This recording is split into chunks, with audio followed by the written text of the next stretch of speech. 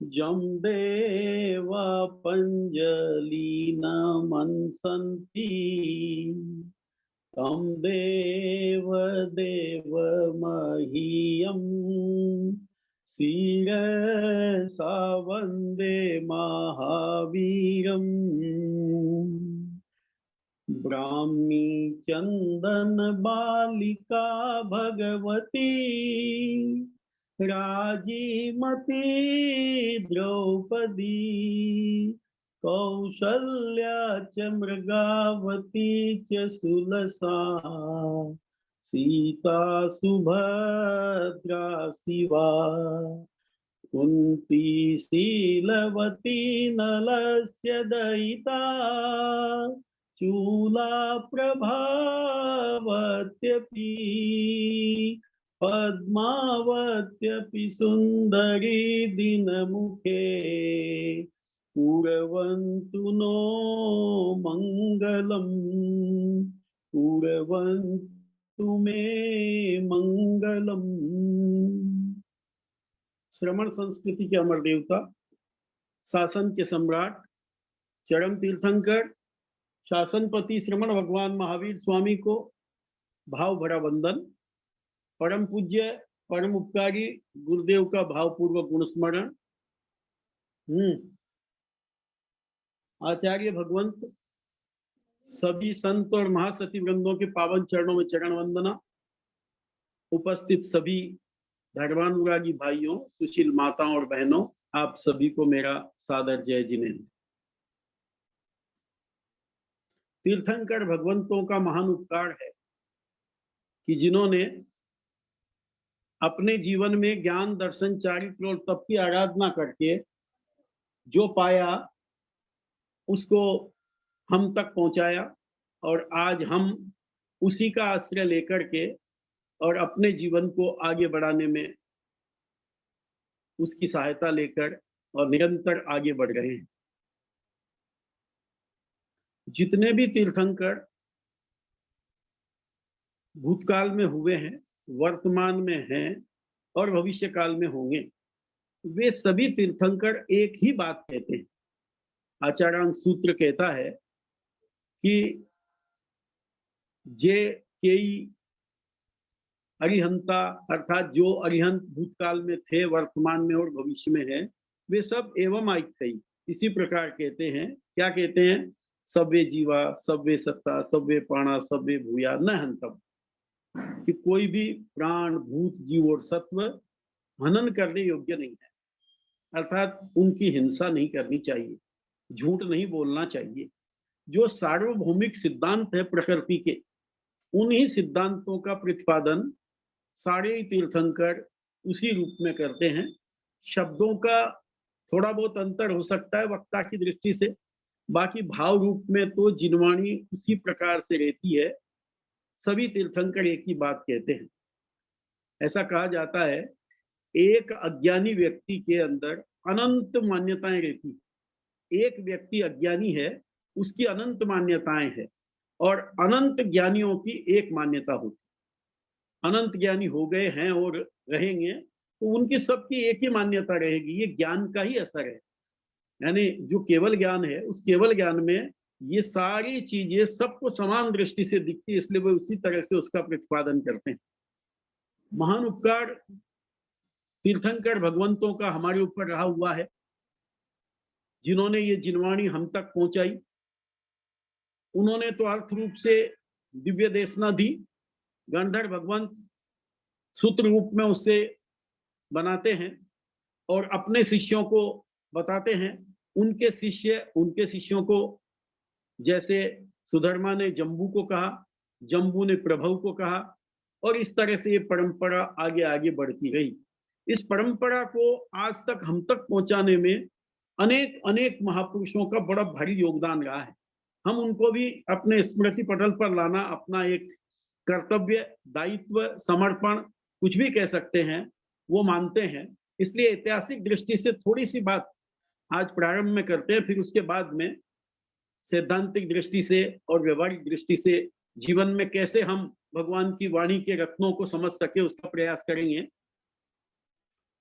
यूं तो ये सृष्टि अनादि अनंत काल से चली आ रही, ये चलती रहेगी। ये जैन दर्शन की मान्यता है, कोई इसको बनाने वाला नहीं है और कभी भी ये मिटने वाली नहीं है, इसी तरह से चलेगी। पर्यायों के परिवर्तन हर समय पर होते रहते हैं, वे तो चलेंगे। काल चक्र, अनंत काल चक्र बीत चुके हैं और एक एक काल चक्र जानते हैं, 20 कोड़ा कोड़ी सागरोपम का एक काल चक्र होता है जिसके दो विभाग है, अवसर्पणी और उत्सर्पणी। 10-10 कोड़ा कोड़ी सागरोपम का एक एक विभाग है, ऐसे दोनों मिलाकर के 20 कोड़ा कोड़ी का एक काल चक्र होता है। ऐसे अनंत काल चक्र आज तक बीत चुके हैं और आने वाले भविष्य काल में भी अनंत काल चक्र इसी तरह बीतते रहेंगे, कभी कोई अंत आने वाला नहीं। लेकिन जिस काल में हम जी रहे हैं, इस काल को अवसर्पणी काल कहा जाता है। यह अवसर्पणी काल, इसमें 6 आरे में से पहला, दूसरा और तीसरे आरे का बहुभाग, ये तो केवल युगलिक अवस्था में अर्थात भोग भूमि के रूप में ही बीत जाता है। और फिर इसके बाद में कुलकर आते हैं, प्रथम तीर्थंकर आते हैं और वे हमें कर्म भूमि की शिक्षा दे करके और कर्म के साथ जोड़ते हैं। ऐसे 24 तीर्थंकरों में से सर्वप्रथम भगवान ऋषभ देव स्वामी और बीच के 22 तीर्थंकर और भगवान महावीर। हम भगवान महावीर के शासन में जी रहे हैं, इसलिए पूरी बातें तो सब तीर्थंकरों के काल की हम नहीं करके केवल मात्र भगवान महावीर के शासन की, कुछ महापुरुषों की जो विशेष योगदान उनका हमारे लिए है, उसका स्मरण करना चाहेंगे। सुधर्मा स्वामी ने जम्बू स्वामी को जो देशना दी, उनके साथ में ही दीक्षित हुए थे प्रभव स्वामी। तो प्रभव स्वामी ने भी वो साथ में सुना और उसको सुव्यवस्थित रूप देने का कार्य जो है वो प्रभव स्वामी ने किया, ऐसा कहा जाता है आगमों को। क्योंकि सुधर्मा स्वामी और जम्बू स्वामी एक दूसरे को पूछ रहे हैं, तो कोई ना कोई तीसरा व्यक्ति सुनने वाला, जिसने उस बात को सुनकर के और सूत्रबद्ध किया और ये कहा कि भाई भगवान सुधर्मा स्वामी को जम्बू स्वामी ने ऐसा पूछा, जम्बू स्वामी के उत्तर में सुधर्मा स्वामी ने ऐसा कहा। तो ये उस समय पर जो उपस्थित थे वे प्रभव स्वामी जी, आचार्य प्रभव, उन्होंने ये कार्य किया। ऐसा जैन इतिहास की जो परंपरा है, अपनी परंपरा में आचार्य उमेश मुनि जी महाराज साहब ने भी कहा है और भी अन्य महापुरुष इसी प्रकार का फरमाते हैं। वे जो आचार्य थे, उन आचार्य की जीवन की एक घटना देखिए कि वो बहुत बड़े आचार्य थे, अनेक शिष्य उनके पास थे, लेकिन जब उनका अंतिम समय नजदीक आने लगा, उस समय उनको एक चिंता हुई कि मैं अपने इस शासन की, जिन शासन की बागडोर किसके कंधों पर सौंपूं। रात्रि के समय वे इस तरह का चिंतन कर रहे थे। चिंतन करते करते उन्होंने अपनी दृष्टि अपने संघ में फैलाई और देखा कौन ऐसा साधु है जो इस संघ की बागडोर को अच्छी तरह से चला सकेगा। देखा, ज्ञान से उपयोग लगाया, लेकिन उनको कोई ऐसा साधु संघ में दिखाई नहीं दिया। फिर उन्होंने अपनी दृष्टि को बाहर में प्रसारित किया और बाहर में प्रसारित करने के बाद उनके ज्ञान में उन्हें एक व्यक्ति दिखा, संयमबव भट्ट जिसका नाम था। वो संयमबव भट्ट यज्ञ याग आदि करता था, ब्राह्मण था। उनको ये लगा कि ये व्यक्ति अगर जिन शासन में आ जाता है तो ये जिन शासन की महती प्रभावना करे। फिर उन्होंने 2 संतों को जहां वो यज्ञ कर रहे थे वहां भेजा, वहां वो गए, जाकर के वहां खड़े हो गए और खड़े होकर के केवल मात्र इतना ही कहा, अहो कष्टम तत्वम न विज्ञायते। बस ऐसा कहकर के और वो वापस आए। इतने में ही उन्होंने जो है वो विचार किया कि इन्होंने ऐसा कैसे कहा, ये जैन संत ये झूठ तो बोलते नहीं है, मेरे को ये कहा कि ये तत्वों को नहीं जानता। तब उन्होंने विचार किया कि वास्तव में मैं जो कर रहा हूँ, ये जो कर रहा हूँ, क्या यही तत्व है? उनके गुरु वहां पर विराजमान थे। उन्होंने उन गुरु को कहा कि मुझे सही तत्व क्या है वो बताइए। उन्होंने कहा भाई हमने तो यही सीखा है, तत्व क्या है ये तो मालूम नहीं, लेकिन क्रियाकांड जो है इसी तरह से करना चाहिए, यज्ञ करना चाहिए और इस तरह से स्वर्ग की प्राप्ति होती है, ये हमने सीखा हुआ है। तो उन्होंने फिर कहा कि तो मुझे सही बताओ, सही तत्व क्या है और कहाँ मिलेगा? तब बहुत पूछने के बाद उन्होंने कहा भाई यहाँ पर पास में जो विराजमान जैन आचार्य है, वो संयम भव, ये आपके जो ये आचार्य है अपने प्रभव स्वामी, उनके पास में आपको सही तत्व का बोध हो सकता है। वो भी कोई निर्मल आत्मा थी, उन्होंने सच्चाई बता दी। संयमभव भट्ट वहां से गया और जाकर के उनके पास गया, चर्चा हुई। सब वो तो मालूम ही था उनको कि आने वाला है और इस तरह से चर्चा होगी। चर्चा हुई, वो समझ गया, तत्व का ज्ञाता बन गया और उनके पास में दीक्षित हो गया। दीक्षित होकर के और फिर जो घटना 10वें कालिक सूत्र की रचना के साथ जुड़ी हुई है वो आप सब जानते हैं कि अपनी गर्भवती पत्नी को छोड़कर वो आया था। पुत्र हुआ, मनक उसका नाम रखा गया। और जब वो उनको ढूंढते ढूंढते उनके पास ही आ गया, तब उन्होंने उसकी आयुष्य को देख करके उसको दीक्षित किया। और उसके 6 महीने की आयुष्य शेष बची थी, उसमें उसका जीवन का कल्याण कैसे हो, इस दृष्टि से उसने दशमकालिक सूत्र की रचना की, जो आज भी हमारा मार्गदर्शन कर रहा है। एका बहुतारी बनाने में महत्वपूर्ण भूमिका आज नहीं, आने वाले काल में भी 21,000 वर्ष का समय जब बीतने लगेगा, तब तक भी ये 4 अध्ययन, 10वें कालिक का पूरा भाग नहीं रहेगा, 4 अध्ययन भी एका बहुतारी बनाने में मदद करेंगे। ऐसे महासूत्र की 10वें कालिक के रूप में जिन्होंने रचना की, कितना बड़ा उपकार है उन महापुरुषों का। इसलिए हम अपने हृदय में उनके प्रति हार्दिक कृतज्ञता ज्ञापित करें।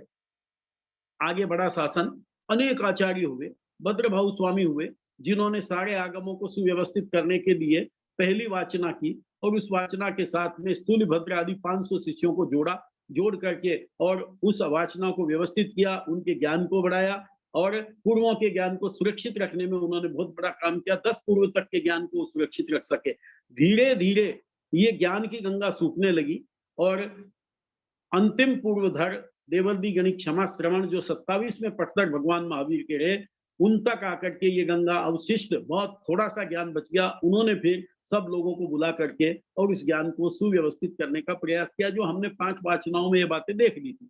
तो देवर्षि गणित क्षमा श्रवण का उपकार भी हम अपने अंतर में याद करें कि अगर वे इन सूत्रों को लिपिबद्ध नहीं करते, तो हमें ये पढ़ने लिखने को आज जो मिल गए हैं वो कैसे मिलते। इसलिए उनके प्रति भी अहोभाव व्यक्त करना चाहिए।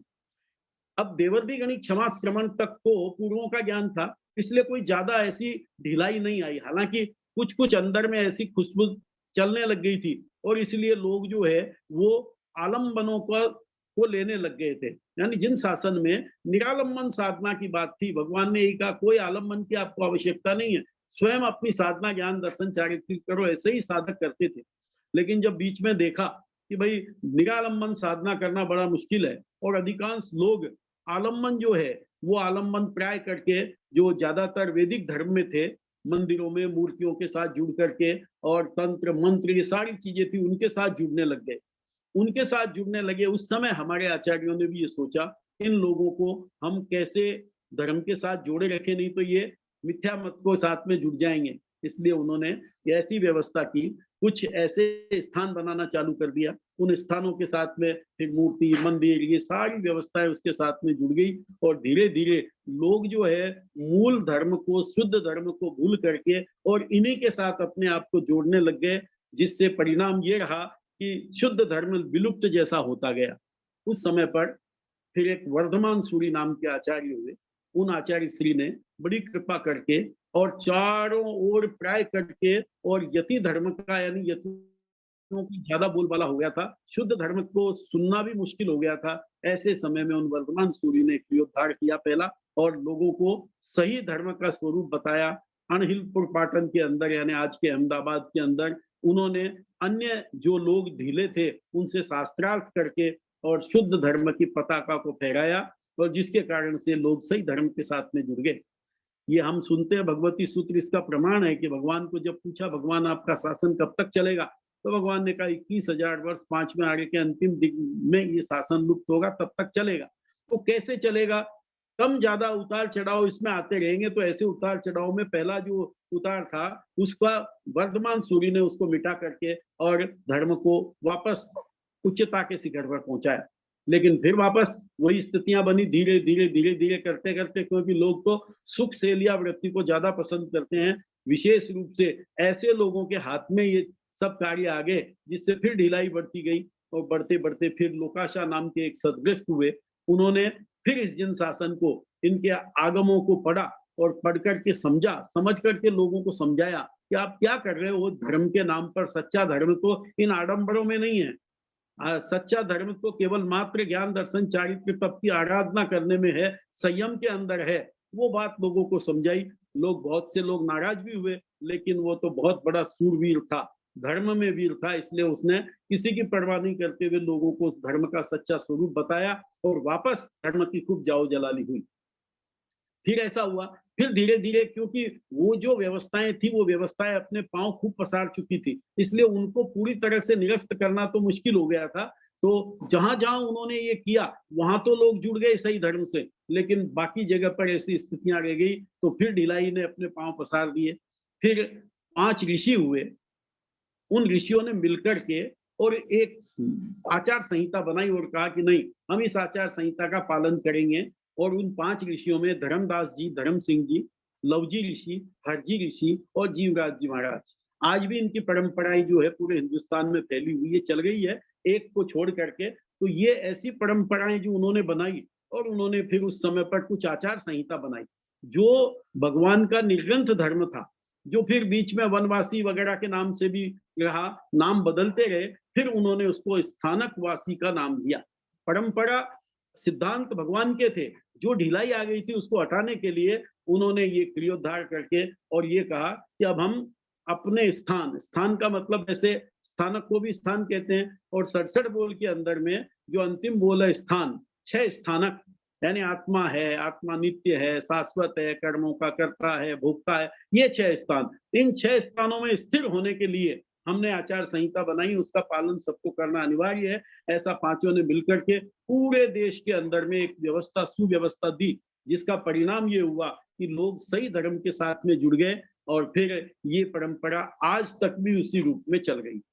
तो ये ऐसे जो महापुरुष हुए, चाहे लोकाशाह हो, चाहे वर्धमान सूर्य हो, चाहे ये पांचों ऋषि हो, और फिर वर्तमान के महापुरुषों ने शुद्ध संयम की पालना के लक्ष्य से अपनी अपनी परंपराओं को सुव्यवस्थित करने में भी महत्वपूर्ण भूमिका अदा की है।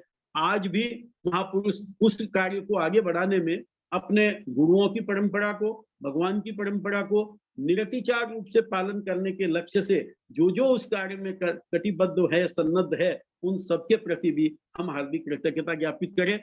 आज के समय में जहाँ जैसे कोरोना का समय है, सब जगह जाना आना बंद है, आप धर्माराधना कैसे करेंगे? तो भगवान ने जो सिद्धांत दिया था कि आप कोई आलम्बनों की जरूरत नहीं है आपको। अब जैसे हम कहे साहब मंदिर में दर्शन किए बिना तो हमारी आराधना नहीं होगी, तो मंदिर तो बंद कर दिए, अब आप कैसे करेंगे? फिर घर से ही करो। तो घर से करने का मतलब है कि आप किसी के आश्रय में मत रहो, आप स्वयं अपनी आराधना करो। ज्ञान दर्शन चारित्र तप का जो भगवान ने हमको दिया है, उसकी आराधना करने के लिए अगर नहीं भी आलम्बन हमारे पास है तो भी हम आराधना कर सकते हैं। इसलिए ये जो ऐसी व्यवस्था दी है, उसमें बीच बीच में जो विकृति आई, उन विकृतियों को हटाकर हम तक शुद्ध जिन शासन को पहुंचाने का कार्य हमारे पूर्वाचार्यों ने, हमारे महापुरुषों ने किया है। इसलिए हम उनके प्रति हार्दिक कृतज्ञता ज्ञापित करते हैं।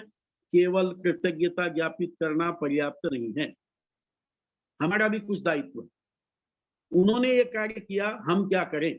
हमारे पास जो कुछ है उसके माध्यम से हम इस जिन शासन को सुरक्षित रखने में, इस जिन शासन को आगे बढ़ाने में और इस जिन शासन की शुद्ध आराधना करने में अपना योगदान दें। अगर आराधना नहीं कर पाए कोई दिक्कत नहीं है, लेकिन आराधनाओं को बिगाड़ने का काम न करें, आराधनाओं में विकृतियां पैदा करने का काम न करें। बड़ी मुश्किल से ये विकृतियां दूर हुई है, तो इसलिए इन विकृतियों को अब वापस न आने देवे, ये हमारा दायित्व बनता है, श्रावक श्राविकाओं का दायित्व बनता है। इसलिए हम भी श्रावक श्राविका के रूप में भूमिका निर्वाह कर रहे हैं। तो जितने भी लोग इसके साथ जुड़ते हैं उनका ये दायित्व बनता है तो जिन शासन की इस शुद्ध विशुद्ध परंपरा, जिसको हम स्थानकवासी परंपरा के नाम से पुकारते हैं, इस परंपरा के साथ हम जुड़े हुए हैं।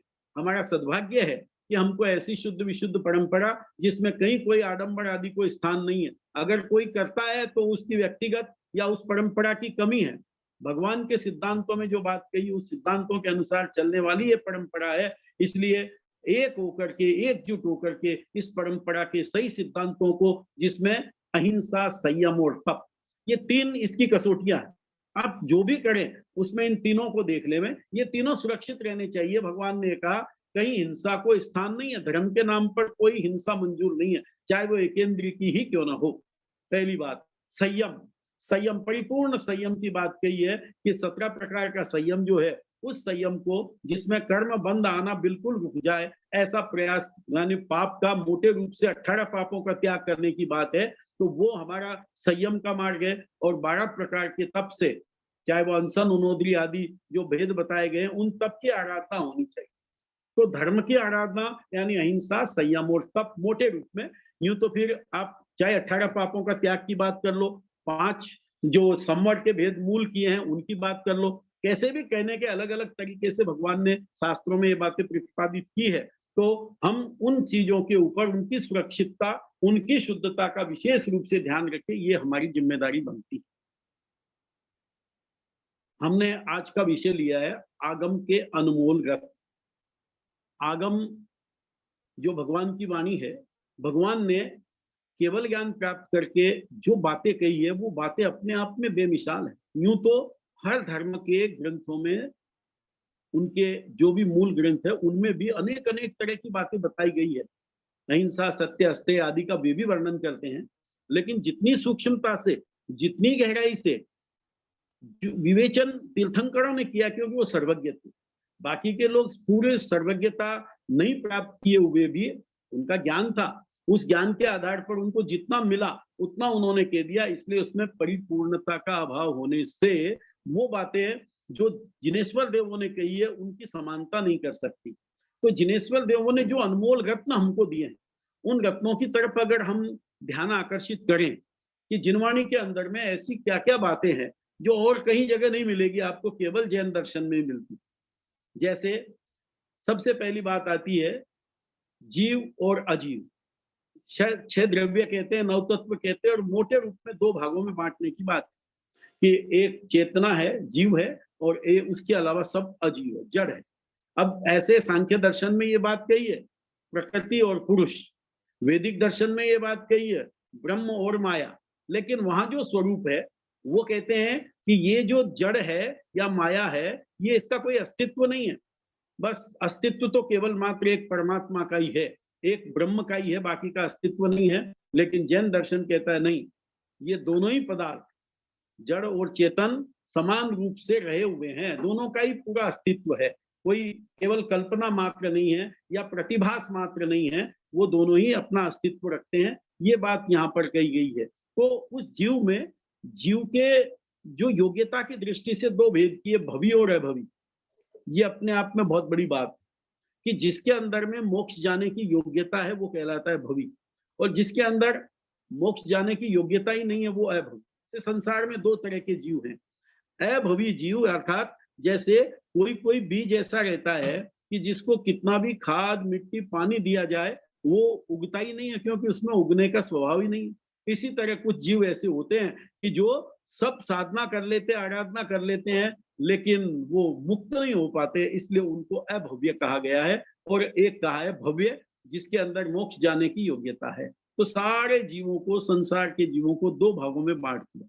हमको मालूम नहीं पड़ता, ये ज्ञानियों का विषय है, केवल ज्ञानियों का विषय है। उन्होंने उसको स्पष्ट रूप से कहा कि संसार में भवी और अभवी ये दो तरह के जीव है। तो ये बड़ी बात एक। दूसरी बात कि वो भवी और अभवी जीव जो संसार में रहते हैं, उनको दो राशियों में बांट दिया गया है।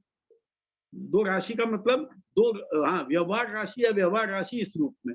कुछ लोग व्यवहार अव्यवहार को नहीं भी मानते, लेकिन मानने में कोई बाधा नहीं लगती कि जो अव्यवहार राशि में रहने वाले जीव है वो तो सारे के सारे भवी ही जीव है। व्यवहार राशि के अंदर में भवी अभवी दोनों जीव होते हैं। जितने जीव यहाँ से मोक्ष में जाते हैं, उतने जीव अव्यवहार राशि से निकलकर व्यवहार राशि के अंदर आ जाते हैं। ये एक व्यवस्था, जो नहीं तो ये प्रश्न उठेगा कि साहब फिर जीव जो है सब मोक्ष में चले जाएंगे भवी, तो फिर यहाँ कैसे, संसार तो खाली हो जाएगा। हम तो कहते हैं संसार अनादि से अनंत तक चलेगा। कहा कि इतने जीव है व्यवहार राशि में, स्टॉक में, कि वो आते रहेंगे, संसार चलता रहेगा। कभी ये परिस्थिति नहीं आएगी कि संसार जीवों से खाली हो जाएगा या भवी जीवों से खाली हो जाएगा, खाली अभवी ही रह जाएंगे। ये कभी होता नहीं है, इसलिए इस बात की आवश्यकता चिंतन करने की या चिंता करने की नहीं। फिर एक बात आती है इसमें, उसमें कहा कि दो तरह के पक्षी जीव बता दिए गए, एक शुक्ल पक्षी और एक कृष्ण पक्षी। अब वो जीव जो है, जो जहां है, उसमें फिर उनका विकास होता है। कुछ जीव ऐसे रहते हैं जो कृष्ण पक्षी है। कृष्ण पक्षी का मतलब अभी तक उनका कालापन है, अर्थात वो अभी आगे नहीं बढ़ पा रहे हैं। और शुक्ल पक्षी का मतलब शुक्ल यानी सफेद पक्ष में आ गए हैं, वो काले पक्ष में है। तो यहाँ शुक्ल पक्षी हो गया, इसका मतलब है कि उस व्यक्ति की अर्धपुद्गल परावर्तन के काल में, काल तो अनंत है, लेकिन उसकी मुक्ति की गारंटी हो जाती है। वो व्यक्ति एक बार शुक्ल पक्षी बन गया तो वो फिर हो सकता है शुक्ल पक्षी बनते ही सम्यक तो प्राप्त भी कर लेवे अंतर्मुहूर्त में, और फिर उसका सम्यक तो चले जावे। वापस सम्यक तो प्राप्त कर लेगा, लेकिन नियमा वो मोक्ष को जाएगा। और कृष्ण पक्षी जो है वो शुक्ल पक्षी बनेगा तो जाएगा, नहीं बनेगा तो वो मोक्ष में नहीं जाएगा। तो ये कृष्ण पक्षी और शुक्ल पक्षी की जो व्यवस्था हमारे यहाँ पर दी गई है, ये अन्य आपको कहीं देखने को नहीं मिल सकती। एक होता है सुलभ बोधि, दुर्लभ बोधि। जिन लोगों की बोधि यानी समझ, जो समझ को सुलभता से प्राप्त कर लेते हैं, वो सुलभ बोधि कहलाते हैं। तो ये तो आराधना से जुड़ी हुई बात है।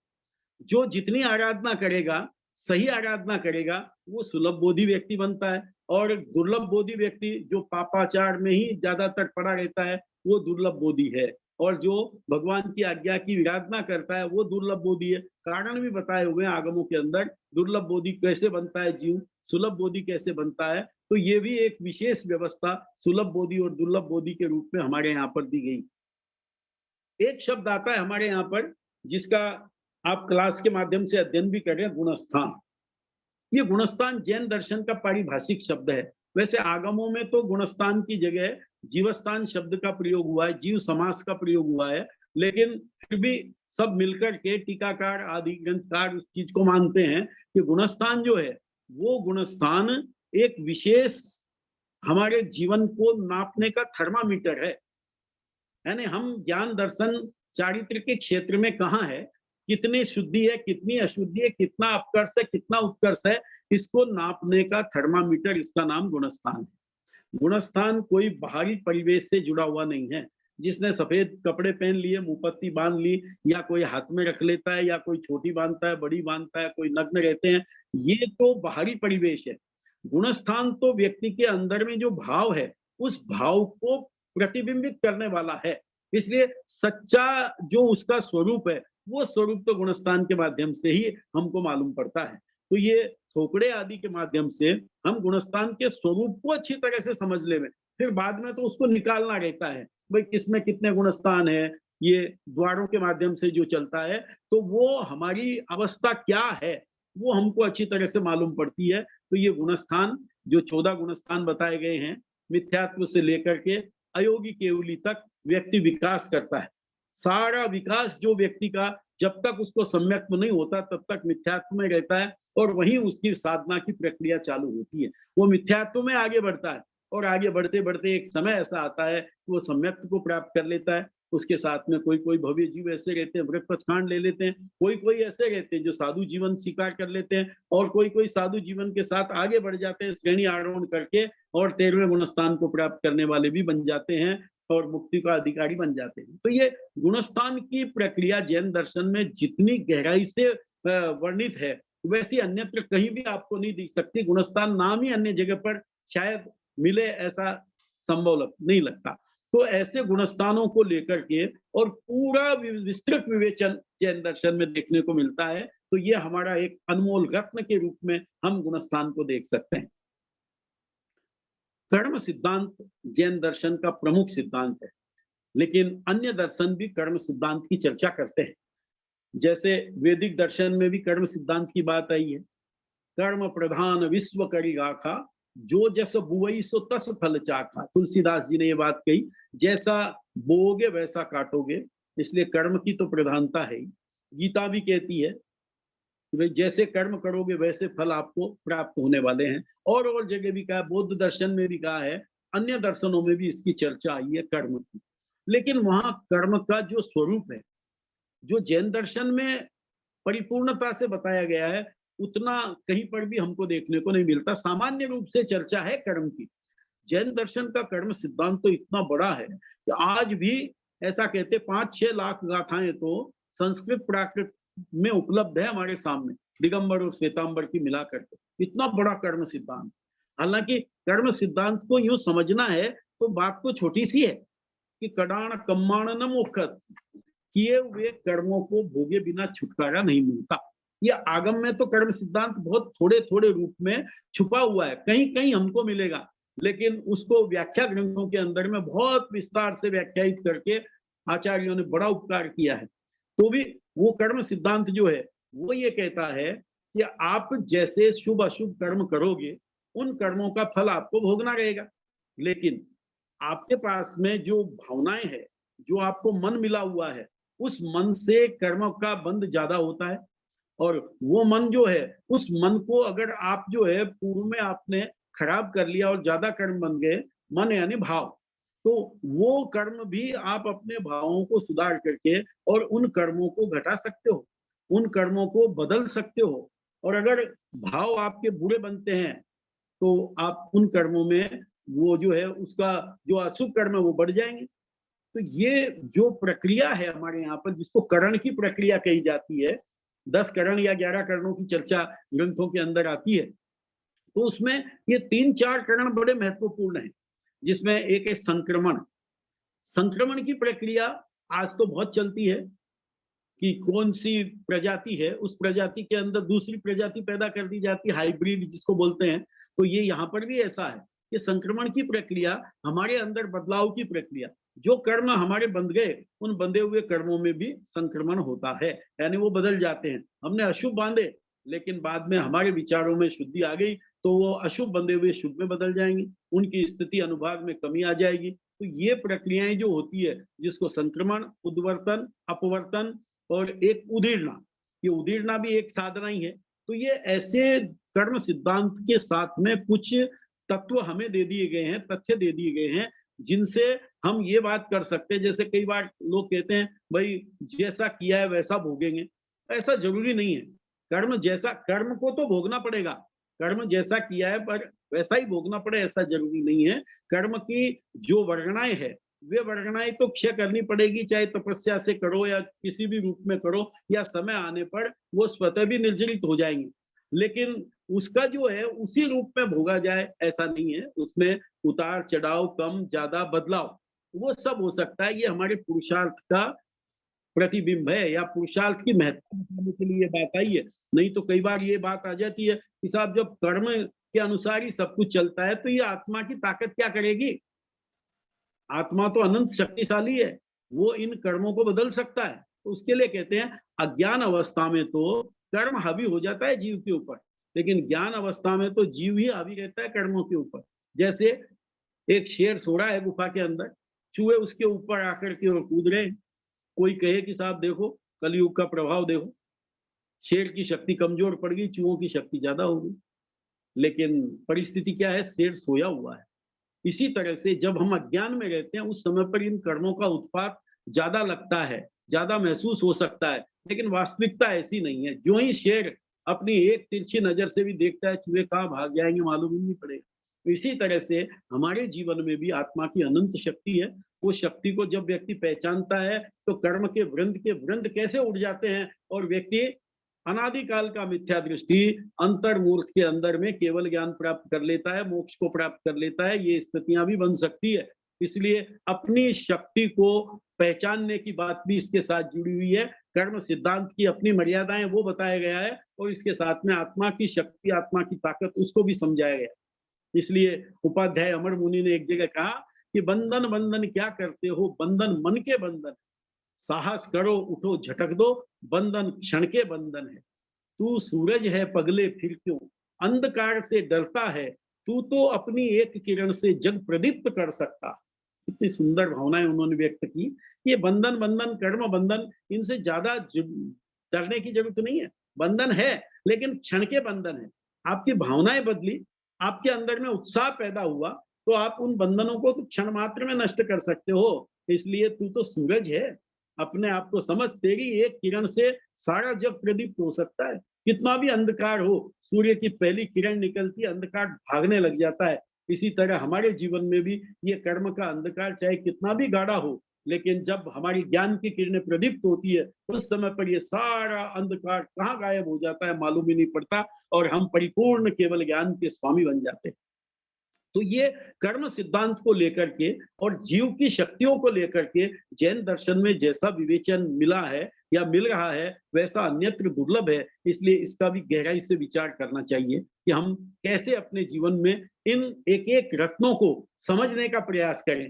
कर्म सिद्धांत इतना बड़ा सिद्धांत है, गहराई से समझने की बात है, उसकी भी चर्चा चल रही है। बात आई कि भाई धर्मचंद जी जो है बहुत अच्छी तरह से कर्म ग्रंथ और ठोकरों के अच्छे मास्टर है, वो समझावे, तो उनकी सेवाएं लेकर के लोगों को वो इस कर्म सिद्धांत के साथ सरलता से कैसे उसको समझ सके, ये भी प्रयास रहना चाहिए। शायद 1-2 दिन में वो भी व्यवस्था आपको देने का संघ प्रयास कर रहा है, आप उसका भी अधिक से अधिक लाभ लेवें। तो ये कुछ बातें हुई। फिर इसके बाद हम आगे बढ़ते हैं, तो उसमें एक हमारे यहाँ 2 विशेष शब्द, यूँ तो 6 द्रव्य है, लेकिन धर्मास्थि और अधर्मास्थि, ये 2 शब्द केवल जैन दर्शन में मिलते हैं। आकाश, पुद्गल, जीव, काल, ये तो बाकी जगह में मिल जाएंगे, लेकिन धर्मास्तिकाय या धर्मास्तिकाय, ये दोनों अंतरंग कारण है। इसलिए बिना केवल ज्ञानी के इनको कोई पकड़ नहीं सकता। जैसे रेल पटरी पर चलती है, अब पटरी चलाती है, रेल चलती है।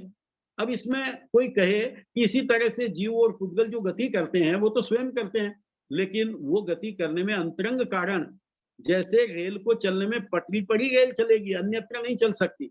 अन्यत्र चलाओगे तो उसमें गति नहीं आएगी। इसी तरह से जीव और पुद्गल खुद गति करते हैं, लेकिन अंतरंग कारण उसमें धर्मास्तिकाय का है, गति में, स्थिति में अधर्मास्तिकाय का है। ये केवल ज्ञानियों के बिना दूसरा कोई नहीं बता सकता। इसलिए हमें ये जिसको हम कहते हैं गर्व होना चाहिए कि हमको ऐसे केवल ज्ञानियों का धर्म मिला है जिनकी एक-एक बात सटीक और परिपूर्ण है।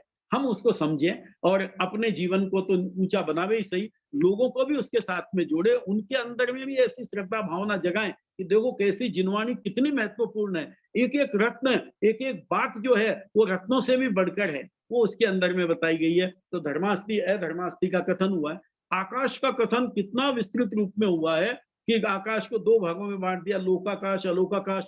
अब उसमें से जो अलोकाकाश है वो तो बहुत ही बड़ा है।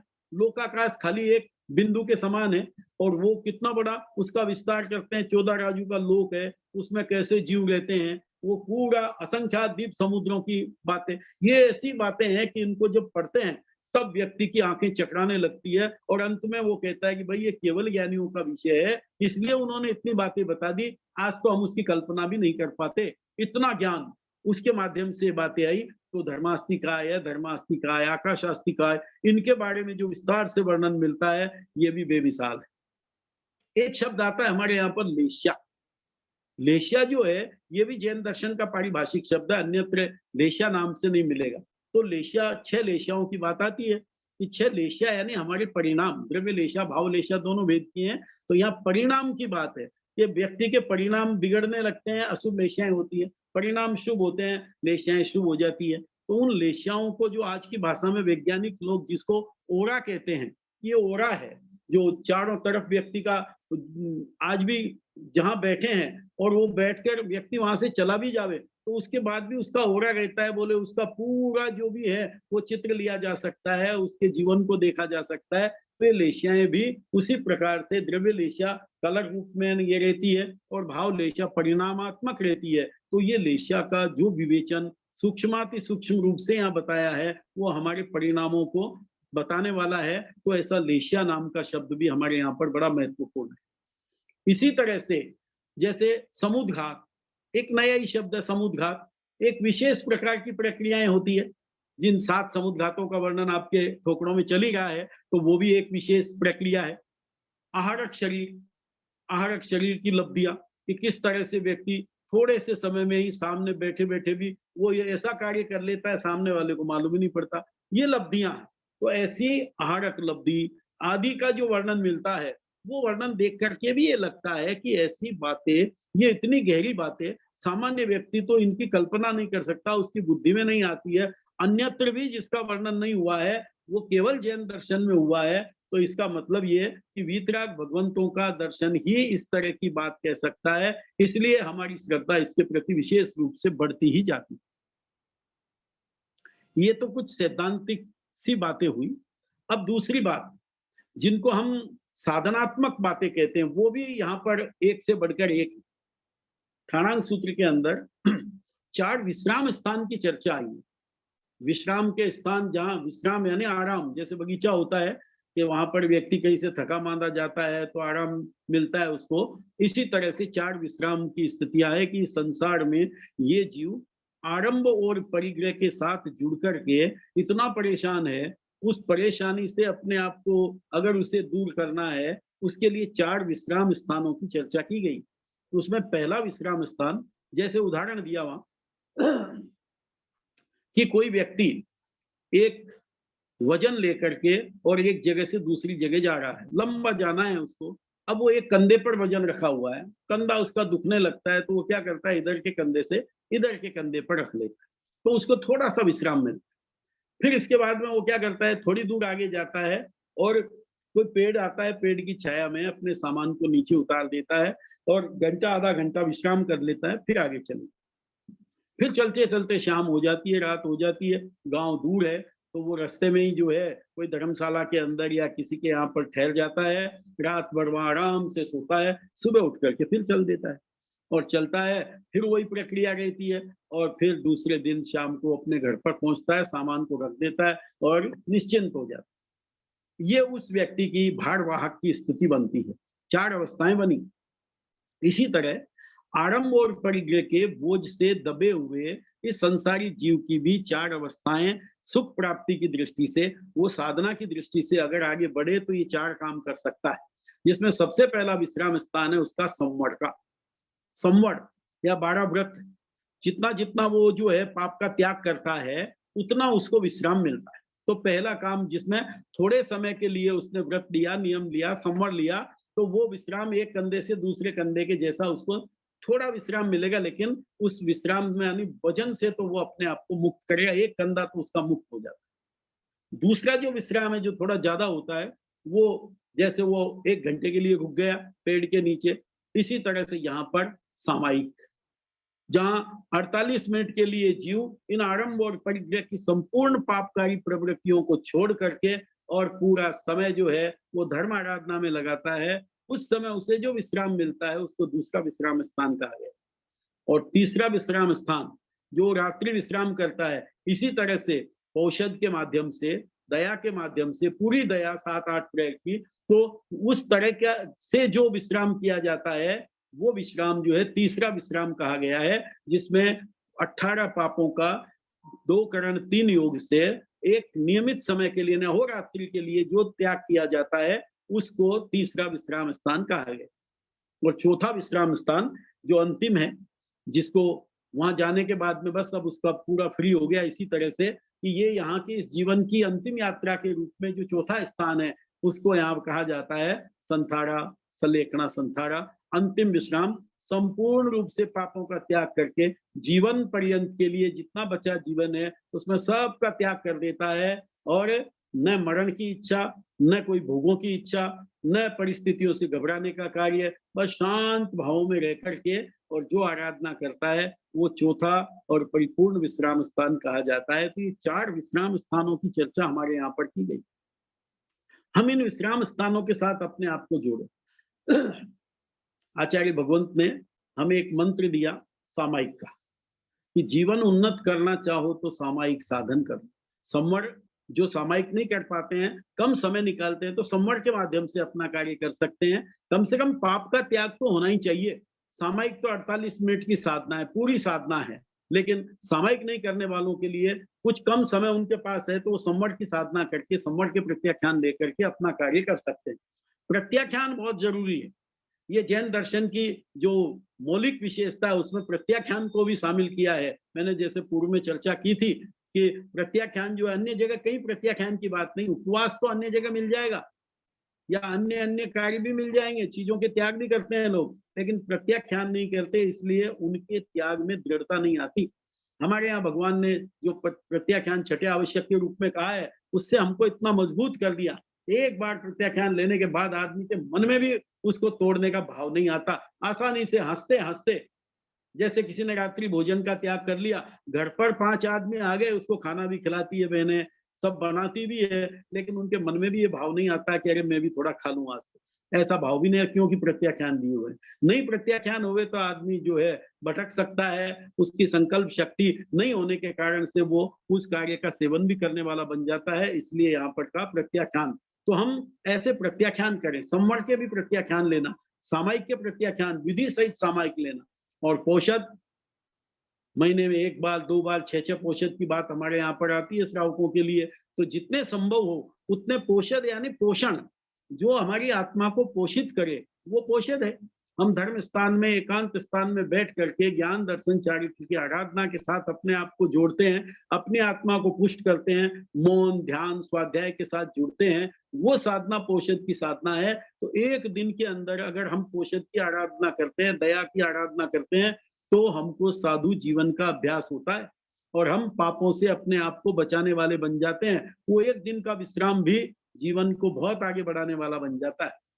और चौथी बात जो संथारे की बात है, वो संथारा तो ये केवल जैन दर्शन की ही विशेषता है। अन्य जगह पर अलग-अलग तरीके से कहा होगा, लेकिन जैन दर्शन में संथारे का जो स्वरूप है, आपको मालूम है, आचार्य विनोबा भावे जो एक बहुत बड़े विस्तृत विद्वान रहे हैं, जिन्होंने जैन दर्शन को भी पढ़ा हुआ है, गीता पर जिन्होंने भाष्य लिखा हुआ है, बहुत अच्छे साधक संत के रूप में थे विनोबा भावे। आचार्य भगवंत पूज्य गुरुदेव श्री अस्थिमल जी महाराज साहब जब वर्धा पधारे थे, उस समय वो उनके पास वहां गए भी थे, उनसे मिले भी थे, वो भी बहुत प्रभावित हुए।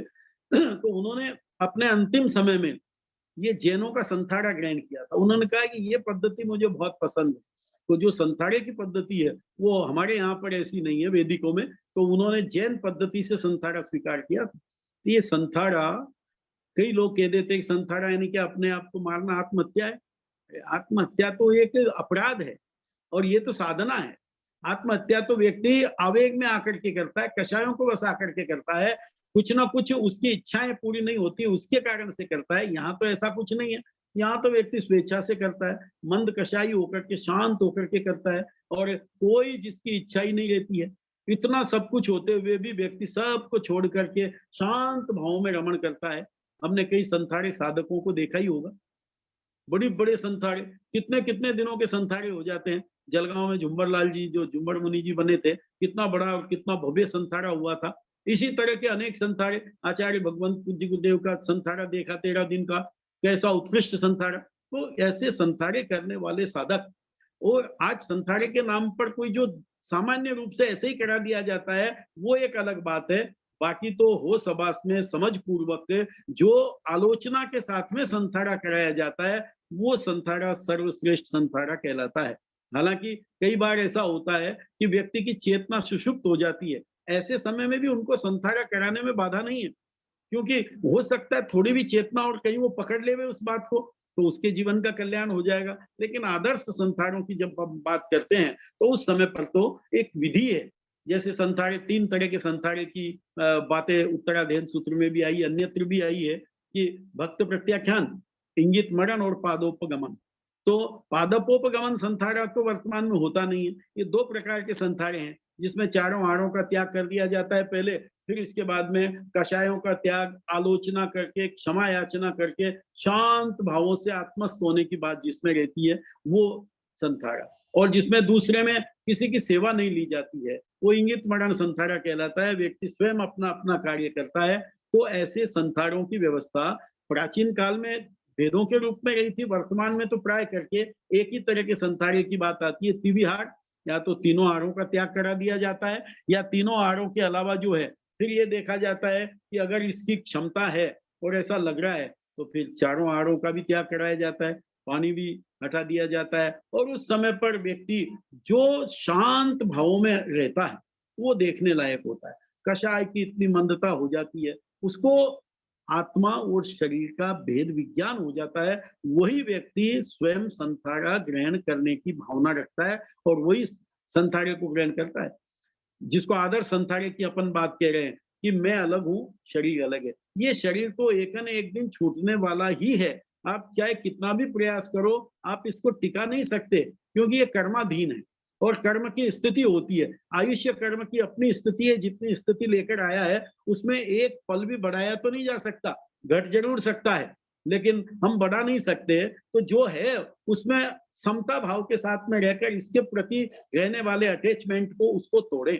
तो जो व्यक्ति इस बात को समझा हुआ है, वो संथारा ग्रहण कर सकता है। और जिसने शरीर के प्रति ममत्व को छोड़ दिया, वो फिर शरीर से संबंधित परिवार, धन, संपत्ति, दुकान, मकान आदि आदि जो सब है, उनसे अपना संबंध तोड़ता है। फिर इसके बाद में वो क्रोध, मान, माया, लोभ आदि की जो वृत्तियां उसके अंदर है, उनको हटाता है। किसी के प्रति किसी प्रकार का कोई मन मुटाव आदि हो गया है, गलत काम हो गया है, जो व्रत उसने लिए हुए हैं, 12 व्रत श्रावक के लिए हो, साधु है तो महाव्रत लिए हुए हों, तो उनके प्रति भी एक एक को बड़ी जागृति के साथ में देखता है। कहीं कोई दोष तो नहीं लग गया, दोष लग गया तो उसका शुद्धिकरण करता है, पुनः व्रतों को स्वीकार कर लेता है। कई तो संथाड़े के समय पर नई दीक्षा की बात आती है, आचार्य भगवंत के जीवन में आया, उन्होंने अंत में नई दीक्षा अंगीकार की। उनको पूछा, भाई आप ऐसा क्यों करते हो? तो उन्होंने कहा, भाई देखो, संयमी जीवन में आचार्य के पद पर रहते हुए कई प्रकार के कार्य ऐसे हो जाते हैं जिससे शायद दोष लग गया हो कोई, तो मैं निरतिचार रूप से संयम की पालना करते हुए जाना चाहता हूँ। उन्होंने सबसे क्षमा याचना करते हुए नई दीक्षा अंगीकार करने की बात जो हमने सुनी, हमने देखी, तो ये अपने आप में बहुत बड़ी बात है कि ऐसा साधक जो उच्च भावों से संथाड़े के साथ में जुड़ता है, वो इस तरह से अपने आप को किसी भी प्रकार का एक भी दोष मेरे जीवन में नहीं बचे, इसका प्रयास करता है। तो संथाड़ा ये बहुत बड़ी उच्च कोटि की साधना है, समझने वाले समझते हैं। अभी 2-4 साल पहले जो है, कुछ एक आंदोलन चला था, लोगों ने इसका विरोध किया था, फिर इसके लिए पूरा जैन समाज जागरूक होकर के दिगंबर, श्वेतांबर चारों ही फिरके मिल करके, और जो कार्य हुआ जयपुर में विशेष रूप से हुआ था, प्रमाण सागर जी ने उसमें लीड ली थी और कई लोग मिलकर के वो काम को किया था। तो कोर्ट का भी डिसीजन आया और उसको स्वीकार किया सबने कि नहीं, ये इनकी साधना पद्धति है और इसमें कोई अड़चन नहीं, कोई जोर जबरदस्ती तो है नहीं। व्यक्ति अपनी इच्छा से करता है, तो इच्छा से करने में कहाँ दिक्कत है उसको? कोई कषायों के अधीन होकर के और ऐसा करे तो उसको तो गलत काम माना जाता है। इस संथाड़ा तो एक बहुत बड़ी साधना है। आज सैकड़ों लोग, साधु, साध्वी, श्रावक, श्राविका इस संथाड़े का वर्णन करते हैं, और जब उनको देखते हैं इतने दिनों तक वो कैसे सहज रहते हैं, शांत रहते हैं, कोई इच्छा नहीं कि इतने दिन हो गए अब तो क्या करें, मर जावे तो अच्छा है, नहीं तो छोड़ देवे तो अच्छा है, ऐसे भाव भी नहीं आते। कितनी उच्च कोटि की साधना है ये संथाड़े की। तो ऐसी साधना ये हमारे यहाँ पर जैन दर्शन में बताई गई है। उस संथाड़े के लिए कहते हैं उसकी विधि, जैसे मान लो कोई व्यक्ति ऐसा लग रहा है कि साहब ये तो बस जाने ही वाला है तत्काल, तो उसके लिए कहा उसको आप सागारी संथाड़े का प्रत्याख्यान करा दीजिए। वो जो आहार शरीर उपदी पचकू पाप अठार, मरण पाऊं तो भूसरी जीव तो आगार, इस रूप में भी लिए जा सकते हैं।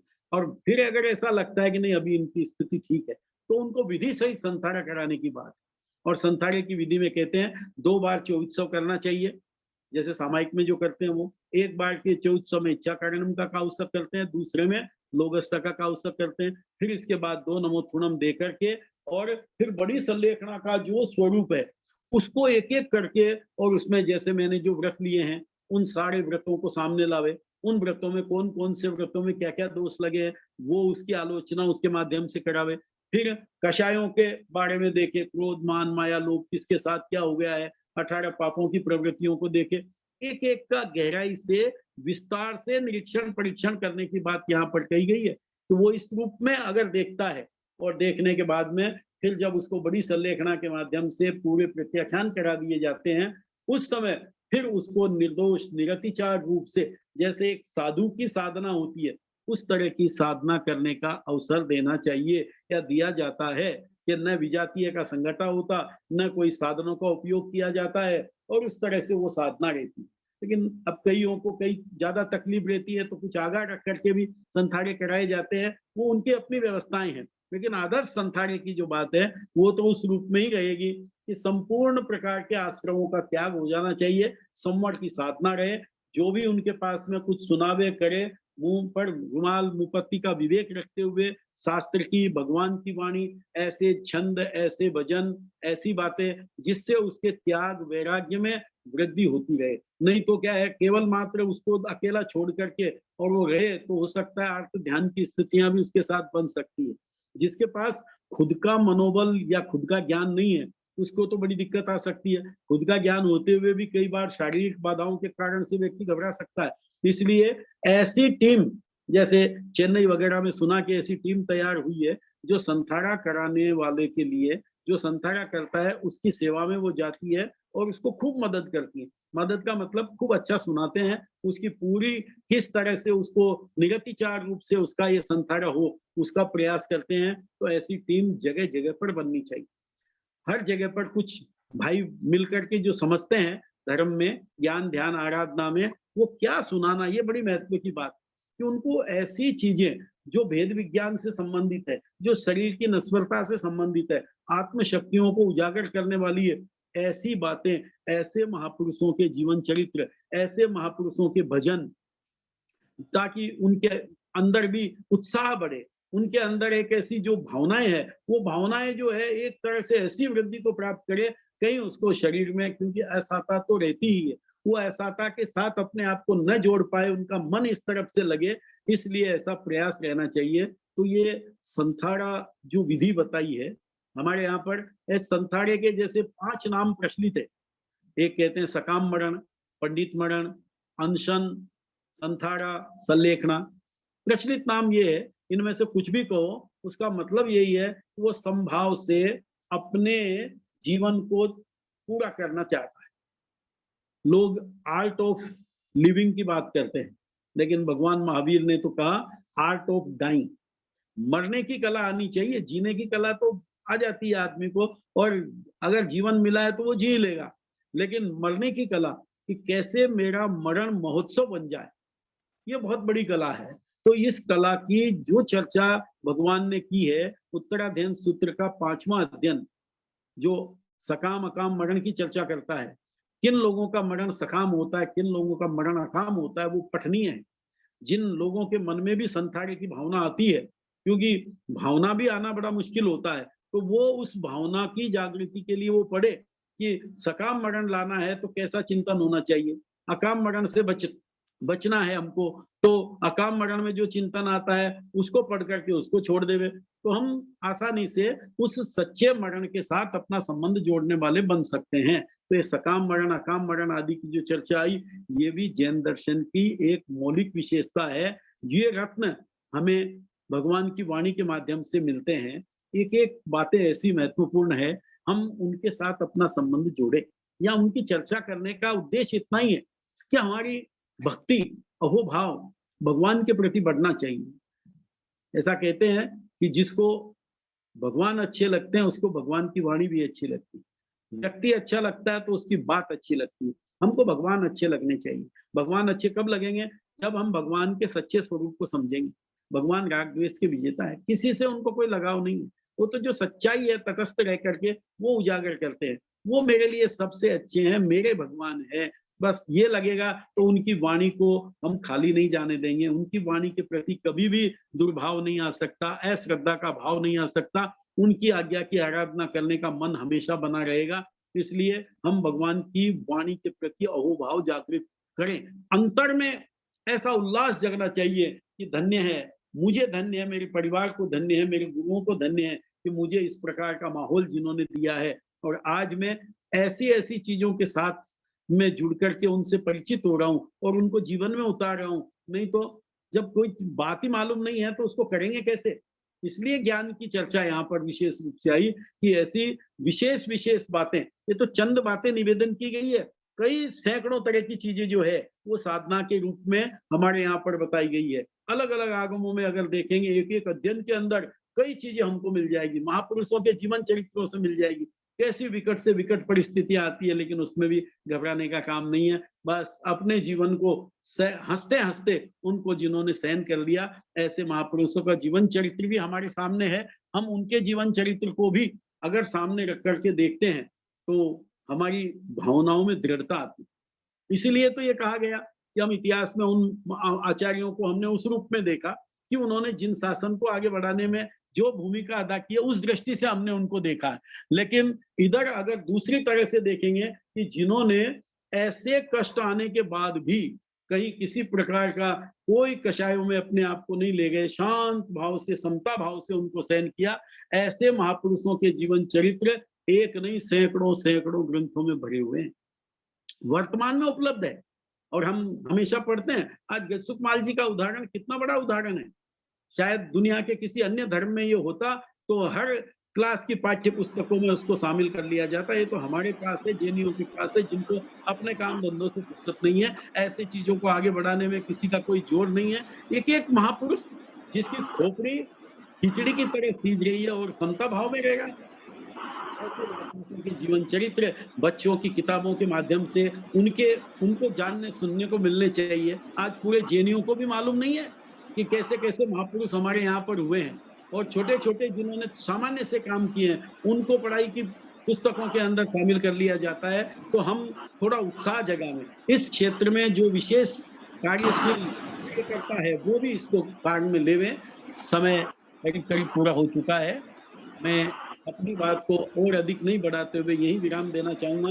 कल महावीर जयंती का प्रसंग हमारे सामने आ रहा है, तो कल विशेष रूप से भगवान महावीर के उपकारों को स्मरण करेंगे और उसकी चर्चा करेंगे।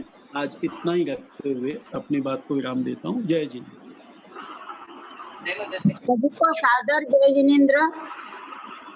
कृपया एक सूचना की ओर ध्यान देवे। कल दोपहर में 2 बजे से गुणस्थान की क्लास रहेगी और कल शाम में भी प्रकाश जी सर का वक्तव्य रहेगा, विशेष भगवान महावीर जयंती के उपलक्ष्य में। कृपया सभी ध्यान देवे। कल दोपहर में गुणस्थान की क्लास 2 बजे प्रारंभ होगी और शाम का सेशन प्रकाश जी सर का ऐसे ही चलेगा। जय जिनेन्द्र। हाँ साहब, किसी की कोई शंका जिज्ञासा हो तो? जय जिनेन्द्र, मेरा एक क्वेश्चन था। जैसे हम कई बार अन्य मतावलंबियों की बात करते हैं या फिर अगर अन्य धर्म की बात कर ले, वैदिक या बौद्धिक, उनकी भी कुछ बातें ऐसी होती है जो बहुत तर्कपूर्ण होती है और बहुत ज्यादा सही लगती है, पर वो जैन दर्शन से मेल नहीं खाती। और हमें ये अच्छे से पता है कि हमारे पास पूरी जिनवानी नहीं है। जो भगवान ने फरमाया उसका बहुत अंश मात्र है, हमारे पास अंश मात्र भी नहीं मिलता है अभी। और शायद ऐसा हो सकता है ना कि उनकी जो बात है वो भी सही हो। नहीं, सही की तो हो सकती है, सही में कोई अड़चन नहीं है, लेकिन ऐसी कौन सी बात है जिसको हम नहीं मानते वो कहते हैं? वो कोई बात बताओ। नहीं, ऐसा एग्जाम्पल नहीं है, पर ऐसे सिचुएशन आते हैं कभी। जैसे गीता की कोई बात बताते हैं कि गीता में एक जीवन पूरा आर्ट ऑफ लिविंग अच्छे से बताया गया है, जो आज बहुत ज्यादा वैदिक वाले बोलते हैं। तो क्या कहते हैं, बहुत सारी चीजें हमारे शास्त्र से मेल नहीं खाती है, पर ऐसा भी संभव हो सकता है ना, शायद वो लुप्त हो गई हो। तो उस समय पे कैसे ही प्रवृत्ति रखनी चाहिए, कैसे हमारे मेल विचार क्या नहीं खाती? जैसे गीता की कौन सी बात मेल नहीं खाती? अगर वो मेल नहीं खाती है तो कहीं ना कहीं हिंसा, असंयम और तप की आराधना से जुड़ी हुई नहीं है। बस हम खाली उसका विरोध करते हैं, बाकी कोई विरोध नहीं है हमारा। अहिंसा की बात कोई भी करे, संयम की बात कोई भी करे, तप की करे, वो चाहे गीता करे, मुस्लिम करे, क्रिश्चियन करे, हमको सब मंजूर है। ऐसी कोई बात होवे तो आप बता सकते हैं, उसकी चर्चा हो सकती है। अभी एक्चुअली याद नहीं आ रहा है, पर ऐसे सिचुएशंस पहले आए थे देख तो लेना आप, याद आवे तो कभी बात कर लेना। बाकी ऐसा कुछ नहीं है, अच्छाई सब जगह है। हम ये नहीं कहते कि उनकी बातें गलत है, सब जगह अच्छाइयां है, लेकिन हम कहना ये चाहते हैं कि भगवान ने जो बातें कही है वो गहरी है और वो हमारे जीवन को कैसे ऊंचा उठा सकती है। हम जैन है, जैन दर्शन की बातें ही करेंगे, बाकी में अच्छी बात नहीं, ऐसा हम नहीं कहते। बहुत बहुत आभार, बहुत ग्लैड आपके सेक्शंस मिल रहे हैं, बहुत ब्लेसिंग है, गुरुदेव की कृपा है। धन्यवाद। हाँ जी, धन्यवाद। हाँ सर।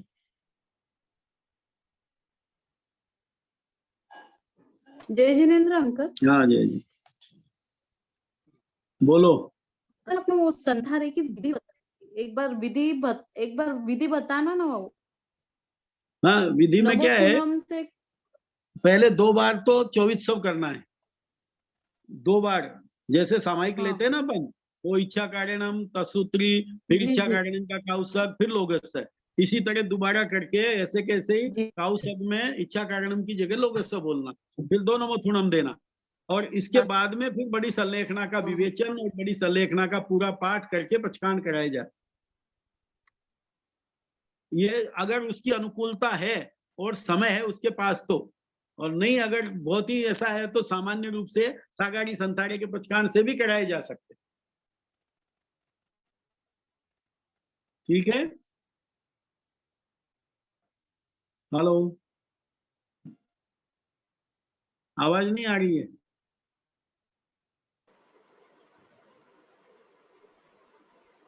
जय जिनेन्द्र साहब। हाँ जय। एक आपने ठाणांग सूत्र के जो 4 विश्राम स्थिति बताई, वो किस अपेक्षा से बताई? सिर्फ श्रावकों की अपेक्षा से या? हाँ, इसमें जो है वो 3 तो श्रावकों के ही है, श्रावकों के लिए ही है। चौथा भी वैसे यहाँ श्रावक की अपेक्षा से ही है, 4 विश्राम स्थान।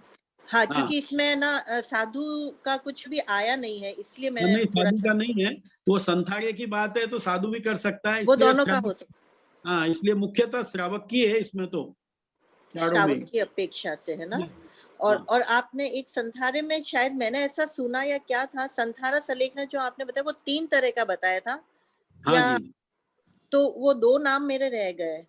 एक तो है भक्त प्रत्याख्यान, भक्त, हाँ, भक्त यानी खाना पीना, हाँ, हाँ, और एक है इंगित मरण।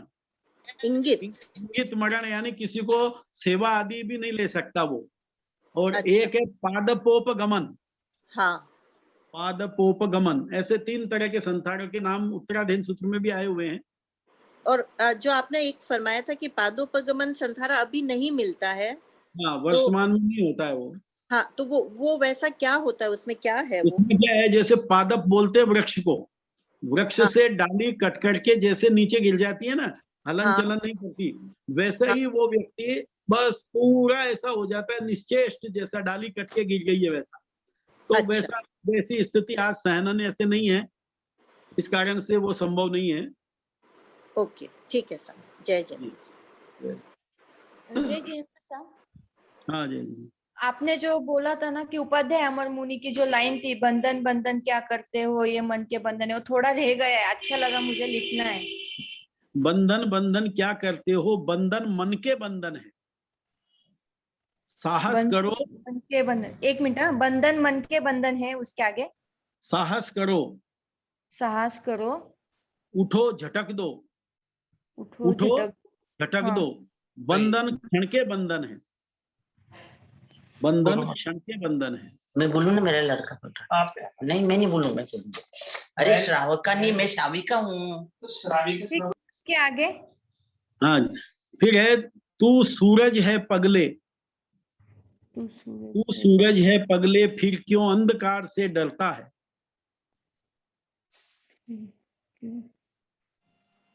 तू तो अपनी एक किरण से तू जग प्रदीप्त कर सकता है। ऐसे एक पूरी कविता है उनकी है, इसमें से जो 2 महत्वपूर्ण लगी वो आपको निवेदन कर दूं। ठीक है, थैंक यू सर। हाँ जी।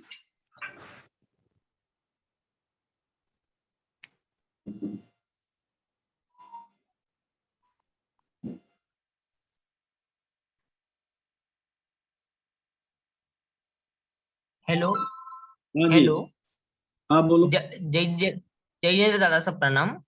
हाँ जय जिनेन्द्र जी। मुझे ऐसा पूछना था आपको कि आपने जो बताया कि सुलभ बुद्धि और दुर्लभ बुद्धि के कारण आगमों में आए हैं, तो हाँ, क्या आप जरा मुझको ऐसा बता सकते हो कि वो कौन से शास्त्र में और कहाँ आए हैं? एक तो 10वें कालिक सूत्र के 4थे अध्ययन में जो है ना, पीछे की गाथाओं हाँ में, हाँ बोही हाँ होई दुल्लहा तेसिम, वो 2 गाथाएं हैं उसमें, हाँ हाँ हाँ, और एक ठाणांग सूत्र में आए हुए हैं, शायद 6ठे ठाणे में है। ठीक है। 6 कारण बताए उसमें, सुलभ बोधि और दुर्लभ बोधि के, हाँ हाँ हाँ, ये 2 जगह ठीक पे है। तो मेरे को ध्यान में है।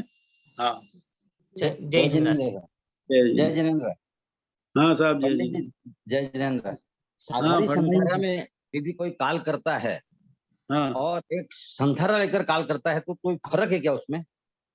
संथारा लेके काल करता है और सागारी संथारा में कोई काल करता है, हाँ फर्क है क्या? हाँ, अब वो तो देखो, फर्क तो क्या है, सागारी संथारा भी उसके पास समय कम है इसलिए वो दिलाया है। अब उस जी समय उसके परिणामों को बढ़ाने की बात है, जी परिणाम अगर उसके उसमें बढ़ गए तो कोई फर्क नहीं रहेगा, वो भी अच्छी गति को ही प्राप्त करेगा। जी। हाँ, समय है तो फिर उसके परिणाम और ज्यादा बढ़ाने का काम करेंगे तो और ज्यादा फायदा हो जाएगा। हाँ साहब, धन्यवाद सर। हाँ साहब, जय जिनेन्द्र अंकल, हाँ जी।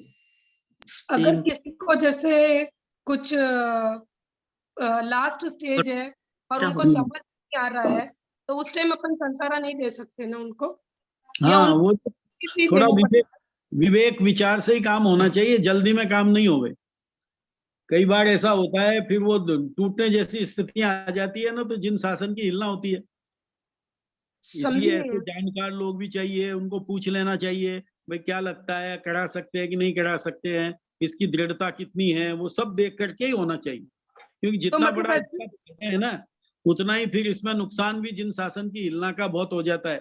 लोगों को अवसर मिल जाता है कहने का ये जैनों का काम ऐसा ही है, इसलिए वो तो सब देखना चाहिए पहले। चलेगा ना मेरा तो लड़का अपने को कैसे पता चलेगा कि उनकी दृढ़ता कैसी है, क्या है, जब अपन अपने को तो संतारा नहीं, देखते हैं उसमें तब? जो जानकार लोग रहते हैं ना, कई लोग रहते हैं ऐसे जिनको एक तो ये मालूम रहता है जैसे मौत के कुछ निशान होते हैं, समझ नहीं आ रहा, आवाज डिस्टर्ब हो रहा है। संकेत होते हैं, वो जानने वाला होना चाहिए। अब वैसा नहीं मिले मान लो, तो उस समय पर तो अब आप घर वाले सब मिल करके, समाज के जो भी लोग हैं वो देख करके निर्णय करते हैं उस समय विवेक से तो क्या करना चाहिए। और अपन जो रात को सोते समय अगर सगारी संतारा ले, तो हाँ। अपने को जैसे कोई लोग एसी नहीं डालना, फैन नहीं डालना बोलते, तो उसमें कैसे नियम पालन करना अगर रात को सोते समय अगर ले तो अपन? बस सोते समय लेवे तो ये तो नहीं होना चाहिए कोई भी चीजें। वो तो संथारा यानी जैसे संवर होता है ना, वैसे हाँ, हाँ। संवर में नहीं चलता, स्थानक में जैसे करते हैं वैसा ही होना चाहिए। हाँ, तभी है क्योंकि संथारा। काफी लोगों को ये चीज पता नहीं है, वो सगारी संतारा ले ले रहे हैं, लेकिन वो हाँ। नियम पता नहीं चलता कि रात को सोते समय ऐसे ही ले लेना बोल के ले ले रहे हैं। तो उसके हाँ, क्या तो नियम है, ऐसे लेना कैसे? कई कई लोगों ने इसको ऐसा कर दिया है कि भाई आगाह रख के कर लो, वो चीजों के आगाह रख लिए, पंखे के गादी के फिर कर लिया।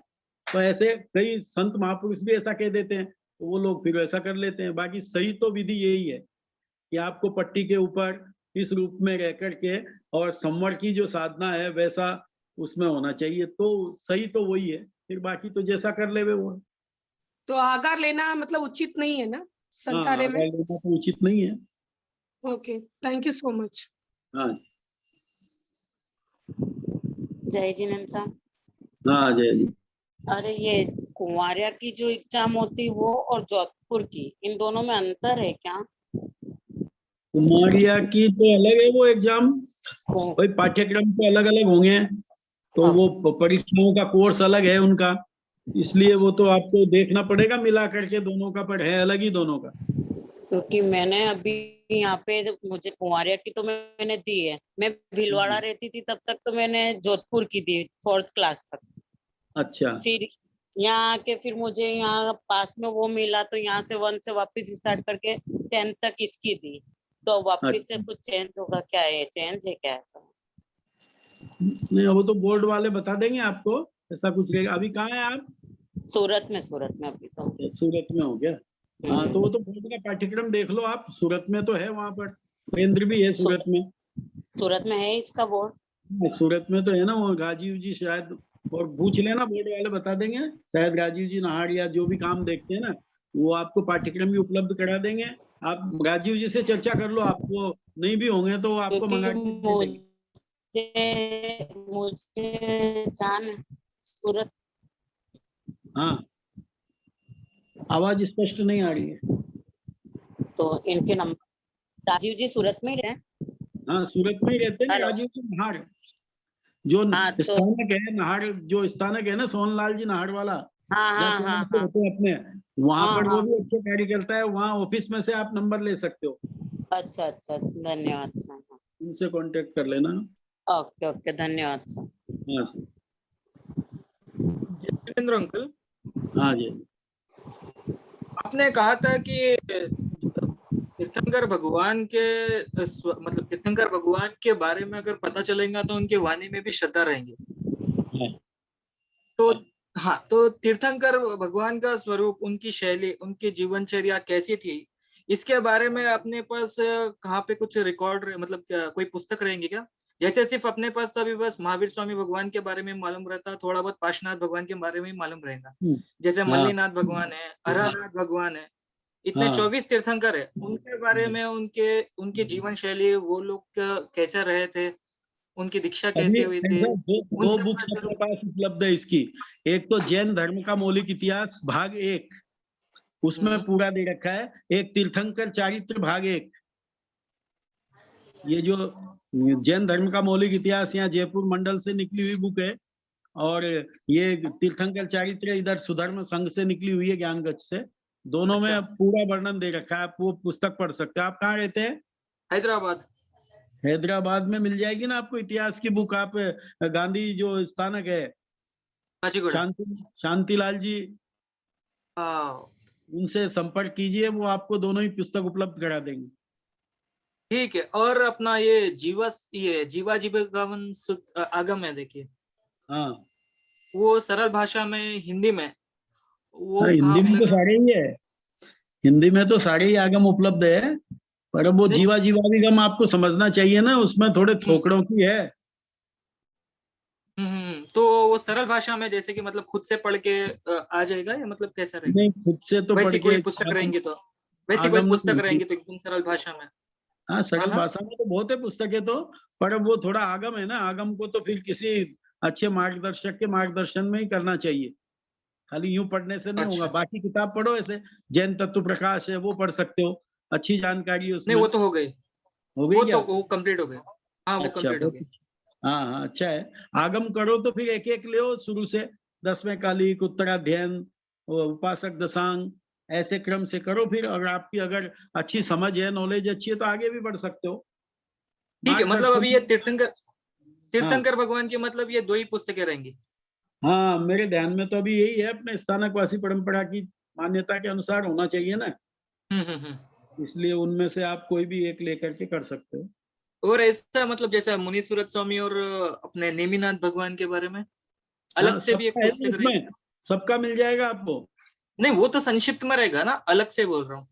अलग से तो मुनि सुब्रत स्वामी का ने, इनका तो कोई ऐसा दिखा नहीं है सुना तो वैसा है, उसी के लिए है। बोल रहा हूँ। नहीं, मतलब मुनि सूरत स्वामी और अपना ये नेमिनाथ भगवान का। हाँ, नेमिनाथ भगवान का तो खूब मिल जाएगा। नेमिनाथ भगवान के बारे में तो किताबें और भी खूब मिल जाएगी।